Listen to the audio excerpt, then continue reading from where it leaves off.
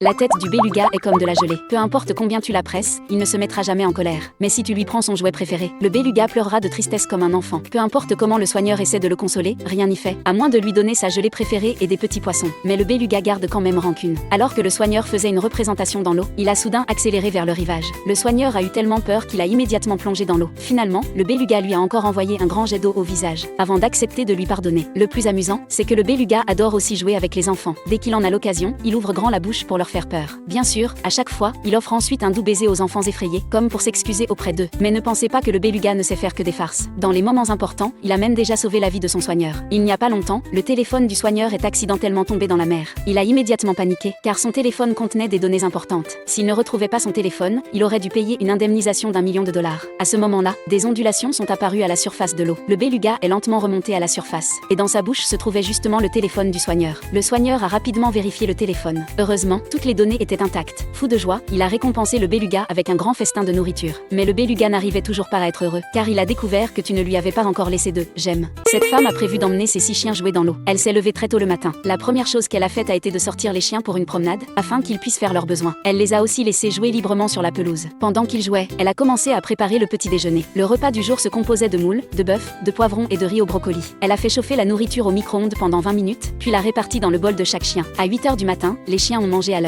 Après le repas, elle a brossé le pelage de chacun d'eux et a aspiré les poils morts avec un aspirateur. Il était évident qu'ils appréciaient ce moment. Ils faisaient la queue pour être soignés. Ensuite, elle a habillé chaque chien et leur a mis un chapeau de soleil. Ils paraissaient propres et bien rangés. Elle a préparé des tapis rafraîchissants, des médicaments, des produits de soins, des friandises et divers accessoires pour animaux. Enfin, elle a ajouté ses propres bagages. Une fois tout prêt, le groupe s'est mis en route. Pour faciliter les voyages avec ses chiens, elle a spécialement acheté un camping-car. Ainsi, les chiens n'avaient plus à se serrer dans un espace étroit. L'intérieur du camping-car est spacieux, avec une armoire, une douche, des toilettes et divers équipements de vie. À chaque sortie, les chiens peuvent profiter confortablement de la climatisation et dormir sur de grands lits. Dès lors, elle peut emmener ses chiens partout où elle le souhaite. Après les avoir bien installés, elle a pris la route vers le camping. Elle est rapidement arrivée à destination. Le camping est situé au cœur d'un canyon, avec un paysage magnifique et un ruisseau à l'eau limpide. Les chiens se sont précipités dans l'eau avec impatience. Bien qu'ils aient les pattes très courtes, ils nageaient étonnamment vite. Certains se servaient même de leur queue pour accélérer. Ils poursuivaient des balles jouets dans l'eau. Chaque chien avait sa propre manière de jouer. L'un d'eux s'est même laissé porter par le courant vers l'aval, avant de faire des efforts pour regagner la rive. À côté du canyon s'étend une vaste pelouse. Après la baignade, les chiens peuvent encore s'y ébattre librement. Avec une maîtresse qui les aime tant, ces petits chiens doivent certainement être très heureux. Qu'en pensez-vous? Cette femme voulait se rafraîchir. Elle a donc emmené son chat et son petit chien jouer dans un ruisseau. Ils se sont énormément amusés. Les 2 petits compagnons ont non seulement appris à nager, mais ils ont aussi découvert beaucoup de choses nouvelles et intéressantes. L'endroit était magnifique, frais et agréable. Le chat et le petit chien s'y sont complètement détendus. Tout a commencé parce que ce chat adore sortir se promener. La femme lui a dit qu'il faisait trop chaud dehors, mais le chat n'a rien voulu entendre. Sans autre choix, elle lui a mis tout son équipement de protection et l'a emmené dehors. Dès qu'il est arrivé à l'extérieur, le chat était particulièrement heureux. Il se laissait même caresser par les passants. La couleur de son pelage se confondait avec les carreaux du sol, ce qui était très drôle. Mais peu après, le chat est devenu agité, comme s'il était pressé de se rendre quelque part. Il s'est mis à courir, mais après seulement quelques pas, il haletait déjà sous la chaleur. Après une courte pause, il a repris sa promenade tranquillement tout en admirant le paysage. Après un long trajet, il est enfin arrivé à destination. Il n'arrêtait pas de miauler en cherchant son petit compagnon, mais celui-ci n'est malheureusement jamais apparu. Voyant le chat à la fois accablé par la chaleur et déçu, la femme a décidé de l'emmener, avec le petit chien, passer un bon moment au bord de l'eau pour se rafraîchir. Ils sont allés dans un endroit où coulait un magnifique ruisseau. Le paysage tout autour était splendide. La femme a aussi emmené le chat et le chien faire un tour en bateau. Les 2 petits compagnons étaient fièrement assis à l'avant, admirant la rivière. Les 2 rives étaient couvertes d'une végétation luxuriante, et leur maîtresse, la personne qu'ils aiment le plus, était juste à leur côté. Si vous aimez ce genre de scène, vous pouvez vous aussi emmener votre animal pour une petite excursion semblable, afin de lui faire découvrir des paysages qu'il n'a jamais vus. Ensuite, la femme est montée sur une planche de paddle avec son chat. La première fois, craignant de dépasser la limite de charge, elle a laissé le petit chien sur la rive. Mais le petit chien est devenu très anxieux. Il croyait que sa maîtresse et le chat l'avaient abandonné et ne reviendraient plus. Il les a poursuivis tout le long de la berge, puis a fini par sauter directement dans l'eau pour rejoindre la planche. La femme a eu beau essayer de l'en empêcher, elle n'y est pas parvenue. Après de gros efforts, le petit chien est finalement arrivé jusqu'à la planche et y est monté tout seul. Une fois à bord, son visage affichait une expression de satisfaction totale. La femme, le chat et le chien sont partis ensemble sur la planche de paddle. Cette petite famille ne sera jamais séparée. Vous aussi, aimeriez-vous avoir un foyer aussi chaleureux? Cette femme a entendu dire que l'ouïe des chats est 1 million de fois plus sensible que celle des humains. Alors, pour retrouver l'argent caché de son petit ami, elle a commencé à entraîner son chat à reconnaître un son. Chaque fois que le chat entendait le bruit de billets que l'on compte, il miaulait. La femme lui donnait immédiatement une friandise en récompense. Elle l'a entraîné encore et encore, afin de renforcer son réflexe conditionné. Avec le temps, le chat a pris cette habitude. Dès qu'il entendait le bruit de billets comptés, il se mettait à miauler. Un jour, alors qu'elle regardait le paysage par la fenêtre, elle a soudain entendu le chat miauler sans arrêt. Elle s'est précipitée et a effectivement vu son petit ami agir d'un air suspect. Elle l'a immédiatement démasqué, mais, à sa grande surprise, il n'avait pas d'argent liquide dans les mains. Il s'est juste justifié en disant qu'il était simplement en train de nettoyer une semelle de chaussure. La femme a cru que le chat s'était trompé et qu'elle avait accusé son petit ami à tort. Elle s'est empressée de s'excuser et s'est même mise à nettoyer la semelle avec lui. Mais lorsqu'elle a retiré l'autre semelle, elle a découvert une cachette remplie d'argent. Le chat ne s'était pas trompé du tout. Cette fois, le petit ami qui cachait son argent a été démasqué. Pour récompenser le chat de son grand exploit, la femme a confisqué l'argent caché et a demandé à son petit ami d'utiliser cet argent pour acheter des friandises au chat. Mais le chat semblait très inquiet. Il ne croyait pas que cet homme ne garderait pas une partie de l'argent pour lui. Comme prévu, lorsqu'il est revenu, il n'avait acheté que quelques toutes petites friandises pour le chat. Le chat est entré dans une grande colère. En voyant cela, la femme est immédiatement allée au magasin, acheter un vrai cadeau pour son chat.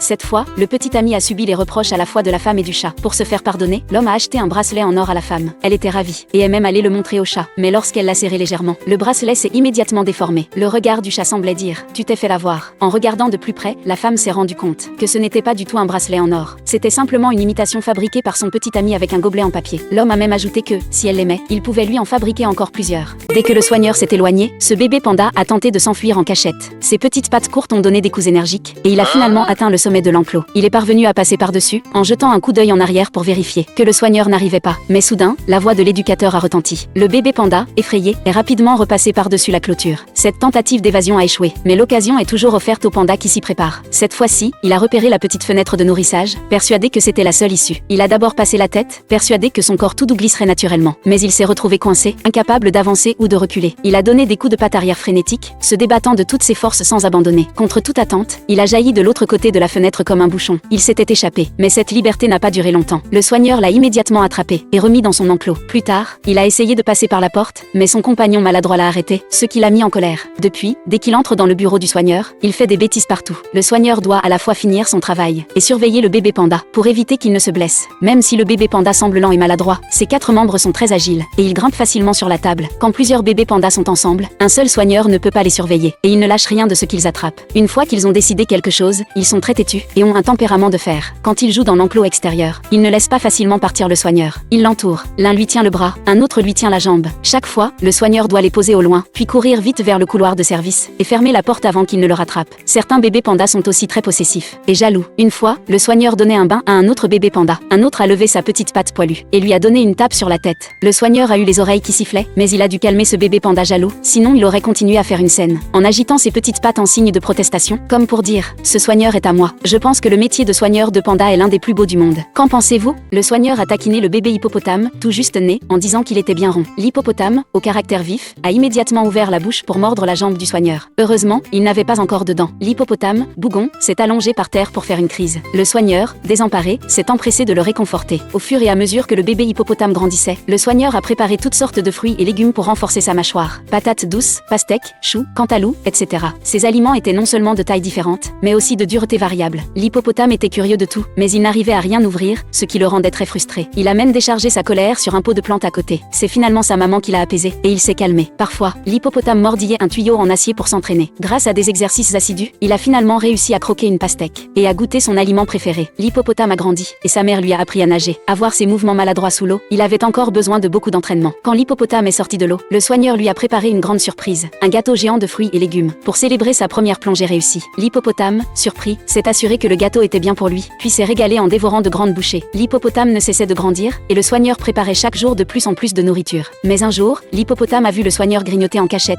et s'est fâché, pensant que le soigneur volait sa nourriture. Il a mordu doucement la jambe du soigneur pour protester. N'ayant pas d'autre choix, le soigneur lui a donné l'autre moitié de la pastèque. En réalité, le soigneur et l'hippopotame étaient très proches, et ils faisaient souvent des concours de force. Mais à mesure que l'hippopotame grandissait, le soigneur n'était plus de taille. Il perdait à chaque fois, et l'hippopotame finissait toujours par le plaquer au sol. Un jour, le soigneur a vu un liquide rouge sur la peau de l'hippopotame, et a craint qu'il ne soit malade. Il a alors accordé une attention particulière à son hygiène, nettoyant la saleté sur ses dents avant chaque repas. Même si l'hippopotame résistait, il ne mangeait pas tant qu'il n'était pas propre. Grâce aux soins attentifs du soigneur, l'hippopotame était plein d'énergie. Parfois, le soigneur le taquinait même avec de la nourriture. Avez-vous déjà vu un hippopotame aussi adorable? Cette femme voulait au départ organiser une fête d'anniversaire pour ses 2 chiens à la maison, mais elle a découvert que l'un d'eux avait fait ses besoins à l'intérieur. Elle a donc mis les 2 chiens dans le jardin. Pendant qu'elle nettoyait la maison, elle a entendu les chiens jouer dehors. En se retournant, elle a vu qu'ils avaient sauté dans la piscine. Elle s'est précipitée dehors et est restée complètement stupéfaite. Les 2 chiens s'agitaient dans l'eau, comme 2 petits crocodiles. Elle a immédiatement appelé une amie à l'aide pour sortir les 2 chiens de la piscine. Les chiens étaient trempés. Elle les a donc laissés sécher dans le jardin. Mais dès qu'elle a eu le dos tourné, les 2 chiens ont mordu le tuyau d'arrosage du jardin. L'eau a jailli dans tous les sens. Elle a voulu découvrir lequel des 2 était responsable, mais les 2 chiens savaient qu'ils avaient fait une bêtise et évitaient délibérément son regard. Elle n'a eu d'autre choix que de courir couper l'arrivée d'eau principale et de contacter un réparateur. Le tuyau a finalement été réparé, mais la femme était encore très en colère. Ces deux chiens faisaient vraiment trop de bêtises. Elle avait même pensé à ne pas leur préparer de gâteau d'anniversaire. Mais après les avoir grondés, les deux chiens baissaient la tête, tout tristes. Son cœur s'est aussitôt attendri. Elle a décidé de leur préparer un gâteau simple. À cause de tous ces contretemps, il était déjà très tard. Elle a décidé d'utiliser des croquettes comme base du gâteau. Avant même de commencer, les deux chiens étaient déjà très impatients de manger. Pour éviter qu'ils ne dévorent tous les ingrédients, elle a demandé à quelqu'un de les retenir. Elle a ensuite ajouté de l'eau aux croquettes, les a fait cuire à la vapeur pendant un moment, puis a pressé les croquettes ramollies dans un moule. Après le démoulage, elle a répété l'opération pour obtenir 2 couches de gâteau, qu'elle a ensuite superposées. La base du gâteau était prête. Elle a étalé du yaourt uniformément sur toute la surface. Elle n'a pas mis de garniture entre les 2 couches. Enfin, elle a lissé soigneusement le dessus du gâteau. Elle a ensuite décoré le gâteau avec des lamelles de viande de canard séchée. Mais les imprévus continuaient. À peine avait-elle pris un morceau de viande qu'elle a vu l'un des chiens lécher en cachette le yaourt sur le gâteau. Elle s'est dit qu'avec ces deux chiens, elle ne finirait jamais ce gâteau. Elle a repris un morceau de viande, mais un des chiens le lui a directement arraché des mains. Les accidents se succédaient sans arrêt. Sa patience a finalement atteint ses limites. Elle a donc renvoyé les deux chiens dans le jardin pour terminer le gâteau dans le calme. Elle a continué son travail en disposant les lamelles de viande de canard sur le gâteau. Elle a placé des bailles au centre pour la décoration, puis a saupoudré un peu de noix de coco râpée pour le rendre plus joli. Le gâteau était désormais très élégant. Enfin, elle l'a décoré avec quelques petites fleurs. Le gâteau d'anniversaire des chiens était terminé. Les deux chiens, qui attendaient dans le jardin, tournaient en rond avec impatience, espérant pouvoir rentrer. Elle les a laissés entrer, a allumé les bougies, et leur a chanté « Joyeux anniversaire ». Elle a souhaité un joyeux 4e anniversaire aux deux chiens. Ensuite, elle a retiré les bougies et les petites fleurs. Les deux chiens se sont immédiatement mis à dévorer le gâteau. Le gâteau était tellement délicieux qu'ils ont même commencé à se disputer pour en avoir. L'un des deux a finalement attrapé un gros morceau de gâteau et est parti le déguster tout seul.